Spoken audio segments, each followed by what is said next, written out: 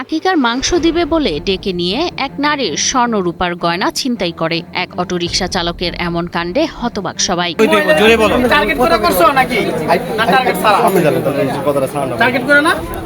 ভয়ভীতি দেখিয়ে এক নারীর কানের দুল, রূপার চেইন ও চুরি ছিনতাই করার অভিযোগ উঠেছে ২৭ বছর বয়সী অটোরিকশা চালক সম্রাটের বিরুদ্ধে।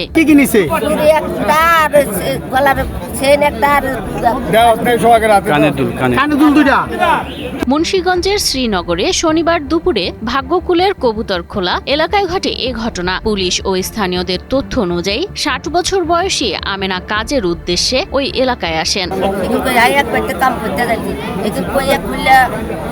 আমেনা যে বাড়িতে যাবেন সেটির ঠিকানা বলতে না পারায় ক্রাঞ্চি রোলের ভিতর চকলেট ক্রিমের ফিলিংয়ে অল টাইম ক্রিম রোল মুখে দিতেই স্পেশাল ইনসাইড। অটোরিকশা চালক সম্রাট তাকে আকিকার মাংস দেওয়ার কথা বলে নির্জন স্থানে নিয়ে যান বলে অভিযোগ রয়েছে।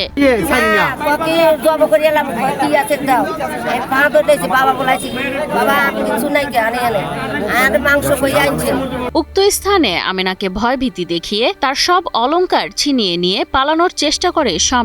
বিষয়টি টের পেয়ে স্থানীয়রা সম্রাটকে অটোরিকশা সহ আটক করে পুলিশকে খবর দেন।